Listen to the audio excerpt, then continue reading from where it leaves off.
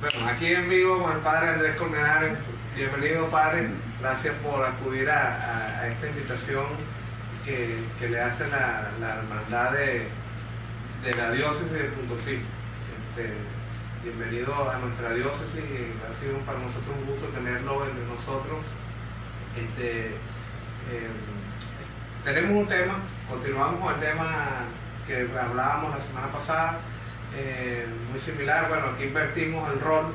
El primer tema hablábamos de ¿hasta qué punto el gobierno podía exigirle a la Iglesia Católica. Vamos a poner la pregunta inversa: ¿hasta dónde la Iglesia puede exigirle al gobierno? Un tema, si se quiere, un poco controvertido, por el problema, o digamos por la situación política que tenemos en el país, donde la Iglesia es bastante atacada, y digamos que es atacada porque es una fuerza moral, una de las pocas fuerzas morales que hay en el país, y que vamos a decir que aglutina fieles o aglutina personas, no digamos como política, pero sí como una doctrina social que mantiene la Iglesia y que es cercana, vamos a decir, al pueblo, ¿no? Digamos que por eso es que vienen los ataques, por lo cercanos que estamos al pueblo, y el gobierno como que le da envidia a eso de que la gente se acerque mucho al pueblo. Creo que por ahí vienen los ataques. La actividad pasada, pues tuvimos problemas con el en vivo. Decidimos grabar este tema para que podamos reproducirlo y no tengamos los problemas que hemos tenido de eléctrico y de internet, padre. Entonces, tenemos una serie de preguntas que nos dejaron, unas inquietudes, y voy a empezar con la primera pregunta. Y la pregunta dice así: ¿solo la Conferencia Episcopal Venezolana representa a la Iglesia en el gobierno? Ante el gobierno.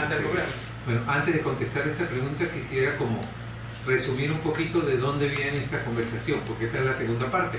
Entonces, en la primera parte hablábamos de hasta dónde el gobierno puede exigirle a la Iglesia, y lo decíamos porque el gobierno, o cualquier gobierno, cuando se plantea ante la Iglesia, se plantea como un gobierno laico, o sea, como un gobierno que no es de ninguna religión, y entonces tiene que estar abierto a todas las iglesias, a todas las religiones.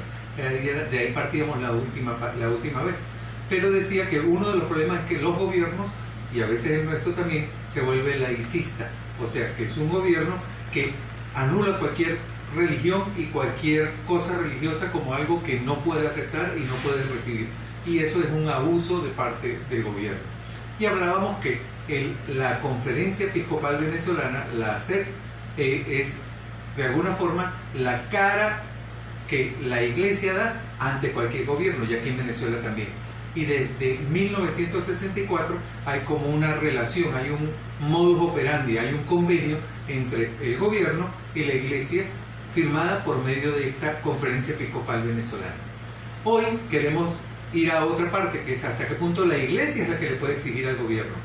Y habría que salir del esquema de que cuando hablamos de Iglesia hablamos de los obispos y de la Conferencia Episcopal Venezolana. No, cuando hablamos de Iglesia hablamos del pueblo católico, donde están los obispos. Ya no es los obispos y el gobierno, élite con élite, sino debería ser el pueblo con el gobierno, y un pueblo creyente, un pueblo que cree en Dios, un pueblo que es bautizado, el pueblo católico, donde también están los obispos.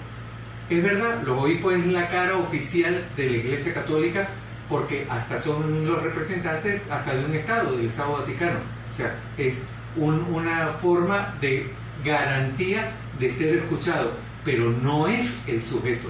El sujeto de Iglesia y gobierno no son los obispos, el sujeto es el pueblo católico, son los laicos con los sacerdotes, pero todos juntos, no solo los curas, sino todo el pueblo que cree que es el que dialoga con un gobierno y el que se enfrenta con un gobierno con una situación social. No son los obispos, sino es todo el pueblo. Los obispos y el clero, pero sobre todo en este caso la Conferencia Episcopal Venezolana, son los representantes, porque son los que firman los convenios, y los guías, porque son los que dirigen este pueblo, pero no son el sujeto. El sujeto es el pueblo y la Conferencia Episcopal Venezolana tiene que escuchar al pueblo. De hecho, gracias a Dios, desde el concilio plenario se abrió esa posibilidad de diálogo entre todo el pueblo católico, y es el pueblo que se llega ante el gobierno y ahí es donde se habla.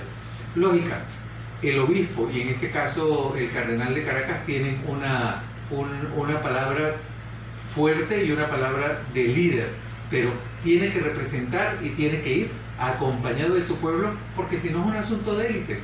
Y aquí no estamos hablando, y eso no sería ni democracia, y al final no sería lo que Dios quiere. Dios quiere que seamos un pueblo que podemos dialogar como pueblo, un pueblo católico, un pueblo creyente. Porque, bueno, vamos a hacer la siguiente pregunta, que sería, entonces, ¿por qué la Conferencia Episcopal Venezolana no es más fuerte o no es más exigente ante el gobierno? Yendo a la primera forma que decía, porque el que tiene que ser más exigente ante el gobierno es el pueblo católico, por medio de la Conferencia Episcopal. Pero si el pueblo católico también es callado y no participa, ¿qué puede hacer la Conferencia Episcopal? Tiene que ser toda una participación de todo un grupo y no de unos obispos que son los que dan la cara. Es cierto que la Conferencia Episcopal, a la hora de hablar con un gobierno, tiene que ser muy medida y tiene que ser muy política. Es cierto, porque es un juego que se da, que estira y encoge, pero a la final no puede traicionar las necesidades y los intereses, no puede traicionar el sufrimiento del pueblo, y no puede traicionar sobre todo lo que Dios pide a nuestra iglesia, que es la justicia, que es la paz, que es la unión de todos. Cuando hablamos de Venezuela y cuando hablamos de patria, no estamos hablando de una patria que es solo de unos obispos o solo de unos dirigentes de un gobierno. Estamos hablando de un país que es de todos, y todos tenemos el derecho de presentarnos y pedir lo que necesitamos en nuestro país. Y nuestros dirigentes, entre esos los obispos y también el gobierno, tienen que ser los intérpretes y los que dirijan la necesidad de todos nosotros.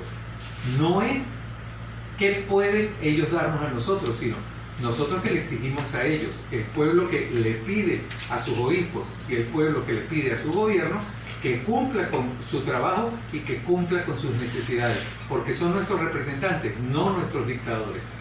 Entonces, con su papel de guía, y en el caso católico y religioso, el papel de intermediarios también de Dios para con nosotros, que son el clero y que son los obispos y los sacerdotes. Pero de alguna forma es el pueblo que se presenta, el pueblo de Dios que quiere avanzar y que va junto como pueblo. A veces el gran problema es la poca participación que tenemos por la poca formación que tenemos. ¿Cómo tener participación si no estamos preparados, si no estamos unidos, si no estamos organizados? Entonces al final queda un obispo solo, pero un pueblo preparado, unido y organizado tiene una voz mucho más fuerte. En eso yo admiro y defiendo a la Hermandad de Emaús. La Hermandad de Emaús es también una organización dentro de la Iglesia Católica, y es un grupo de laicos que junto con sus pastores, con sus párrocos y con sus obispos se organizan también en una visión social. Una cosa bonita que me encanta de mi parroquia es cuando los de Emaús se encargan de la olla solidaria, de repartir unas 300 comidas allá en mi parroquia. La organización y la forma de responder ante los más necesitados de la parroquia con caridad, con cariño, con calidad. Y lo hacemos una vez a la semana, ojalá pudiéramos más, pero en esta situación está bien difícil. Pero es una respuesta pues también política a la final, de una organización católica que juntos vamos creando y buscando caminos. Todos, pastores y ovejas, puedo decir, pero juntos mostrando y buscando. Si las ovejas exigen más a sus pastores, los pastores tendremos que exigir más. Pero si las ovejas están calladitas recibiendo palo y callado, ¿qué queda para los pastores? Claro. Entonces nos toca juntos y esforzarnos y caminar hacia eso. Y sobre todo en lo que Dios nos pide, que Dios nos pide la igualdad y el derecho para todos, pero sobre todo para los más pobres, para los más vulnerables, para los últimos, que es donde como católicos, como iglesia, deberíamos cuidarnos. O sea, porque a veces la política es entendida como un grupo que defiende sus intereses y sus gustos, Entonces un partido político son un club de gente que cuida que nadie se meta con sus negocios, y ese es el partido donde nadie puede tocarle el punto que le duele, que es su dinero. Y los pobres, ¿quién los defiende? Y a los últimos, ¿quién los acompaña? Bueno, Jesús nos pide a nosotros que ese es el pueblo que tenemos que acompañar, y ese es el pueblo que tenemos que defender, los más pobres, los más golpeados. Y en esta situación de pandemia, en esta situación política que estamos viviendo, ellos son los últimos, los presos, los pueblos indígenas, los más pobres, y ahorita los enfermos, los que están enfermos con COVID. Y la iglesia unida tiene que defender y acompañar a esos últimos, no solo dándoles comida, sino también dándoles voz, dándoles participación a los últimos, porque ese es el pueblo de Dios. El pueblo de Dios no son dos obispos que están en una oficina con aire acondicionado. No, ese no es el pueblo de Dios. El pueblo de Dios somos todos, y especialmente esos últimos que están en una esquina pasando hambre y enfermos, que la iglesia tenemos que irlos a arropar, acompañar y ayudar a que ellos también defiendan sus derechos. Yo vengo de la experiencia de Amazonas, y allá la iglesia en Amazonas defiende los derechos humanos de los indígenas, porque ellos sí no tienen voz ni organización, y la iglesia los está acompañando en eso, en el vicariato de Puerto Ayacucho. Y es interesante que últimamente, sobre todo en las últimas masacres, se puede decir, que ha habido de indígenas, la iglesia es la que ha dado la cara, junto con los Yanomami, junto con los Piaroa, ha dado la cara ante ese abuso del gobierno o de los militares que han asesinado a algunos indígenas en el pasado. Gracias a Dios, creo que ahorita la cosa está bien tranquila.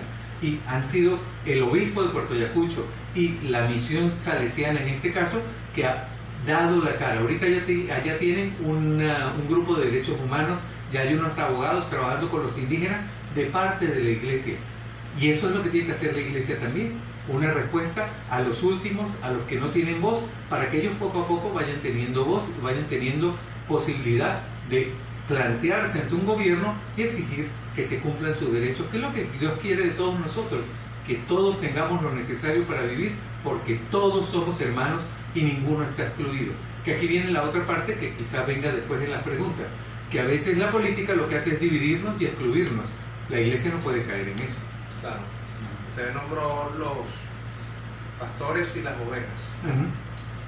Y quería, de ahí surge una pregunta, sobre todo con los pastores. ¿Puede un sacerdote militar en un partido político? Muy buena pregunta. Claro que no debería militar en un partido político, porque se excluiría a el resto que no son de su partido. Por ejemplo, yo milito en el PSV y soy fervoroso seguidor del PSV y tal. Bueno, los de oposición de mi parroquia, entonces yo ya no soy su pastor, porque yo soy pastor de los chavistas. No, pues no puede ser eso. Yo tengo que ser en mi parroquia de chavistas, de oposición, de verdes, amarillos, rojos y azules. Y por eso el sacerdote, el pastor, no puede parcializarse por un grupo, porque no puede excluir a nadie, porque al final la iglesia es de todos y no es de un partido, no es de un grupito. Y el primero que no puede parcializarse es el pastor. Distinto es que uno tenga su corazoncito, y en eso sí, o sea, que uno tenga su gusto y tenga su inclinación, pero nunca puedo dejar que mi inclinación política aparte a gente de mi parroquia que son también mi responsabilidad ante Dios. Y yo tengo que estar abierto a todos, dispuesto a escuchar y acompañar a todos desde este pueblo de Dios, donde todos, de cualquier partido, nos acompañamos. Por eso, cuando un sacerdote decide ir por la vida política, tiene que dejar el sacerdocio, como pasó en el caso de Haití, de uno que llegó a ser presidente, precisamente un salesiano, tuvo que dejar la congregación salesiana, tuvo que dejar también el sacerdocio para poder llegar a trabajar allá en Haití, y llegó hasta ser presidente de su país, porque no puede uno parcializarse y decir que es de todos. Pero eso no niega que tengamos una acción política, pero no puede ser partidista. Ok. Bueno, vamos a hacer la pregunta ahora inversa. ¿Puede un laico pertenecer a un partido político? Yo diría no puede, debe, porque sin participación, ¿cómo hacemos?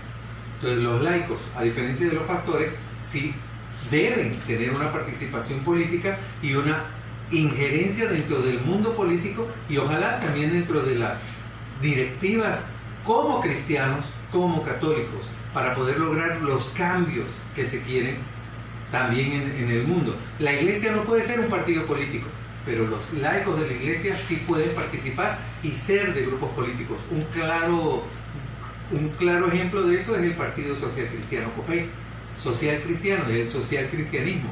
Con las ideas cristianas se funda un partido. Que eso no quiere decir que sea el único partido y no quiere decir que en otros partidos haya cristianos. No quiere decir que en el PSV haya un católico, muy buen católico, y que sea del PSV. Tranquilamente lo puede ser.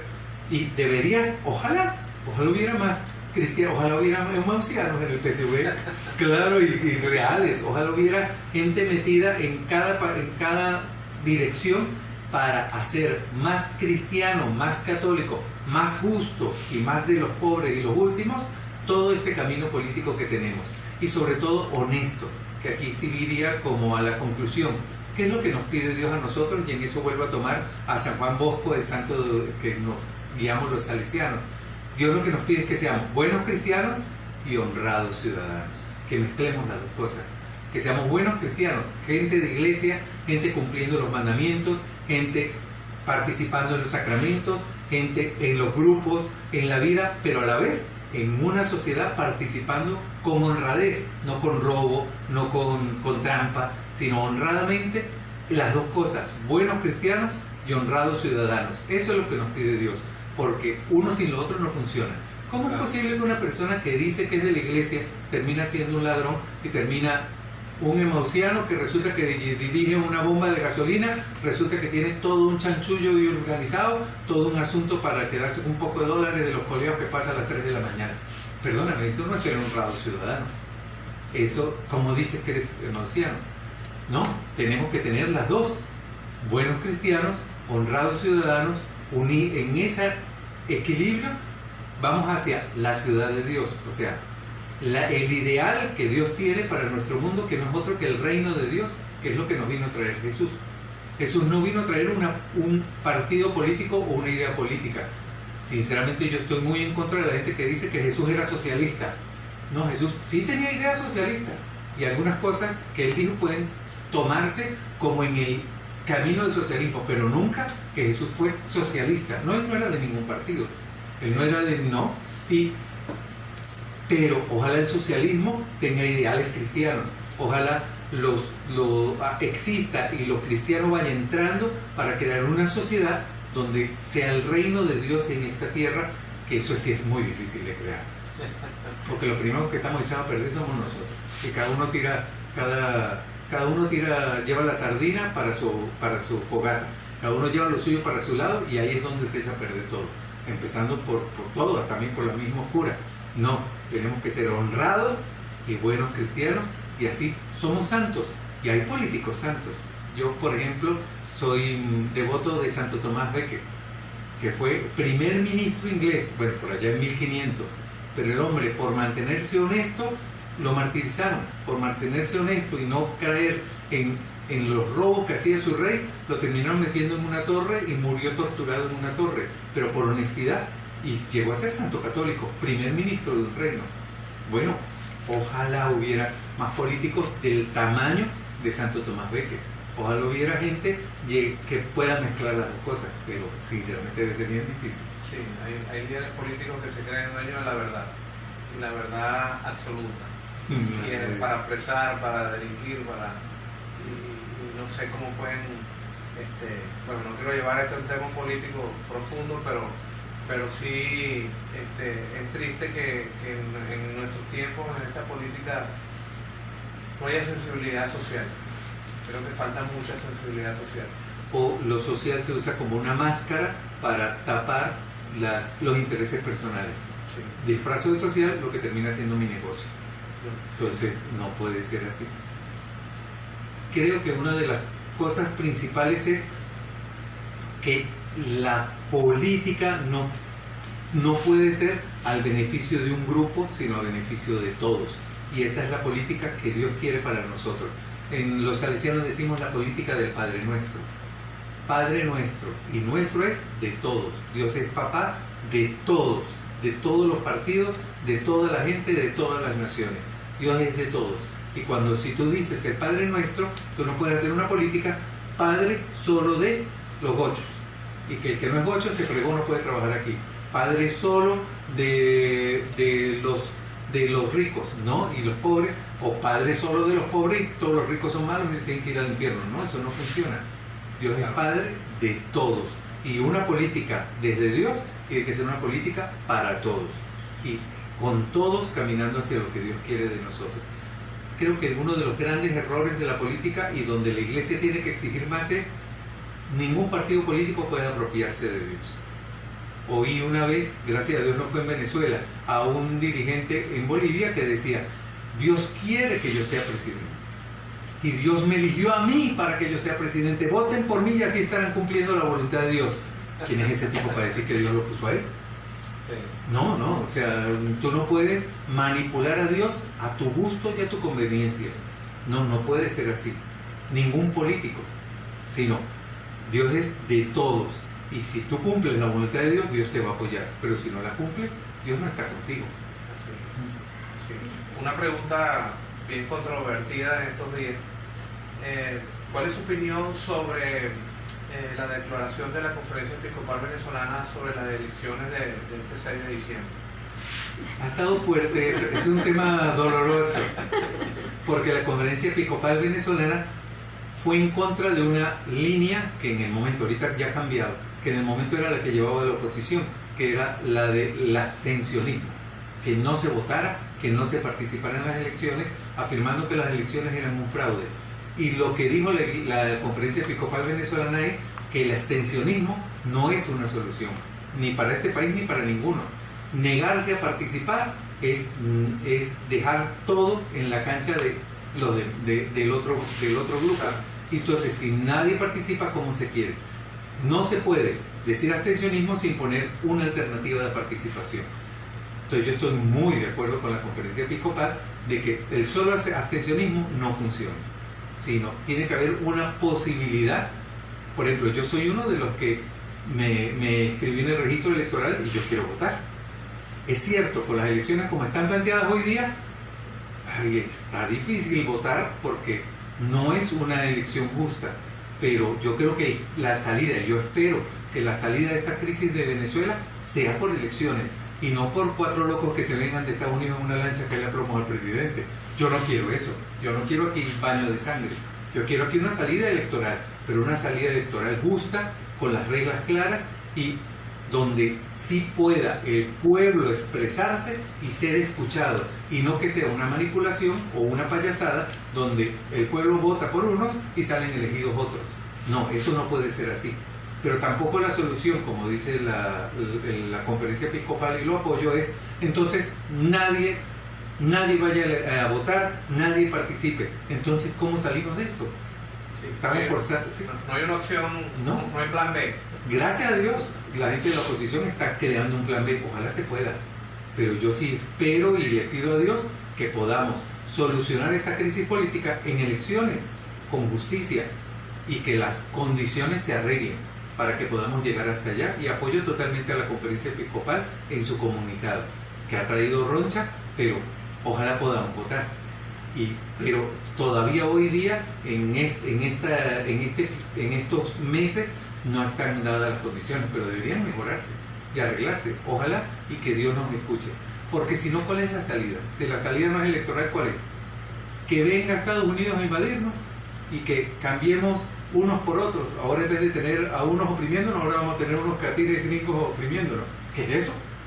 Yo no quiero eso, y lo que menos quiero es que los muertos sean los muchachos de mi barrio, los muchachos de mi grupo, la gente de mi parroquia que salga a la calle a que los maten a ellos para lograr ¿qué?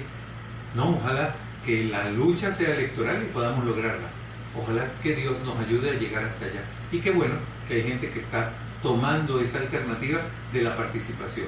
Yo no soy político y no tengo ninguna propuesta política, por si las moscas, pero apoyo a la Conferencia Episcopal en lo que comunicado que es. Sí, pero una última pregunta, creo que tenemos un poquito de tiempo. Sí, tenemos un poquito de tiempo. Quisiera que nos hablara un poquito de la doctrina social de la Iglesia. Ajá.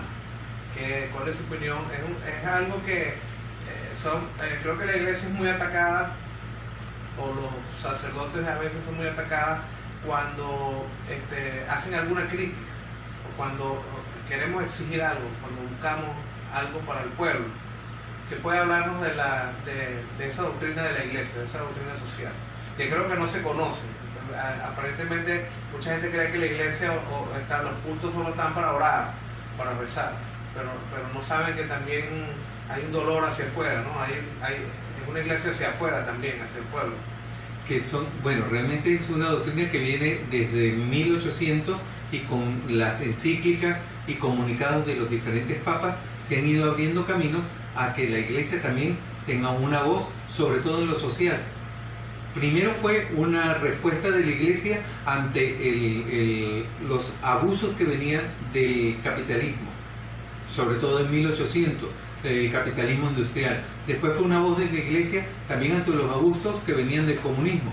Y la iglesia, a la final, en su doctrina, en lo que decían los papas y los obispos, llegó a una síntesis que era la que decía Juan Pablo II. O sea, ni el capitalismo salvaje, ni un comunismo ateo, sino lograr una vía donde la iglesia camine con todos. Y últimamente es hacia el acompañamiento de los más pobres y de los últimos, que es con lo que está el Papa Francisco. Y lo último que estamos moviendo la doctrina de la iglesia es también una respuesta ante la ecología. El mundo no puede morir por los intereses económicos. Y el Papa Francisco ha también dado muchos comunicados donde debemos apoyar una política o una acción del mundo que no sea acabar con las cosas de la tierra, con nuestro planeta, sino cuidarlo y protegerlo. Y continuamente los papas van sacando comunicados, avisos, donde va el camino de la iglesia, ya que está pendiente de ellos, todos con nombres en latín, pendiente de ellos para ir caminando. Decir que los curas y los obispos solo están, o que la iglesia católica solo está cerrada rezando, pues es un error. Tenemos nuestra doctrina, tenemos nuestro camino y vamos caminando hacia allá, con sus caminos y sus caídas. O sea, hace poco aquí en Latinoamérica tuvimos todo el asunto de la teología de la liberación, y era un camino de identificación de las iglesias con los pobres que poco a poco también se radicalizó hacia una parcialización de izquierda. Y la misma Iglesia Católica fue frenando un poco eso, y hoy andamos también como en una síntesis. Los que vienen de la teología venimos, porque yo también participé en ese grupo, venimos más bien hacia un acompañamiento del pueblo, pero no con un sesgo político socialista, sino un acompañamiento hacia los derechos humanos y acompañar al más pobre. Porque también la Iglesia va haciendo su camino. Los obispos, los curas y todo el pueblo. Vamos en este camino que todavía falta por hacer. La doctrina social de la iglesia no está cerrada. Cada momento se va abriendo y es muy interesante ver qué es lo último que está diciendo nuestro Papa Francisco, que va caminando también hacia esa apertura, hacia los tiempos nuevos. Sí, eso iba a decir. Cada tiempo pues merece una respuesta. Ahorita, por ejemplo, estoy viendo con mucha preocupación estos movimientos ¿cómo se llama? Ideología de género, sí. Que está en el tapete, que es un tema que quisiera desarrollar en otro momento, bastante extenso. Quisiera que pudiéramos hablar de eso también. Por eso, pero en eso estamos en la misma. O sea, si Dios es papá de todos, también es papá de la comunidad LGTB, también es papá de ellos. Y ellos también tienen que también son amados por Dios. Y no puede ser que la iglesia católica o que un cura o que una parroquia le dé una patada a la gente por su género. No, eso no puede pasar. Tenemos que estar en amor a todos, porque así es nuestro papá, así es Dios. Pero hay que ver de qué forma y cómo hacerlo. Eso sí es verdad. Sí, no me refería, o sea, yo iba hacia estos movimientos que están pasando por encima de, vamos a decir, de la moral. Vemos, por ejemplo, marchas donde tienen niños, donde ellos andan desnudos, andan con niños. Y donde vemos, por ejemplo, parejas de hombres adoptando niños y criando niños bajo esa creencia o esa costumbre. Entonces, que digo, van en contra de la moral y de Dios, de la ley de Dios. y bueno, es un tema también controvertido, ahora lo vamos a desarrollar más adelante. Bueno, hemos terminado este ciclo de preguntas. Quisiéramos dejar un espacio ahora para que ustedes formulen las preguntas y enseguida que montemos el video vamos a estar conectados para que el padre también pueda responder algunas preguntas a todos. Muchísimas gracias, padre, por su participación, por estar siempre atento al llamado de la hermandad y sobre todo de la comunidad y de la parroquia que un bonito trabajo hacen ustedes por allá. Bueno, muchas gracias a los hermanos de Emaús, y qué bueno que esta pandemia no nos tiene encerrados en la casa con miedo, sino ha dado espacio para estos diálogos, estas comunicaciones. Espero haber iluminado y que Dios nos haya iluminado a todos también. Muchas gracias. Gracias, Padre.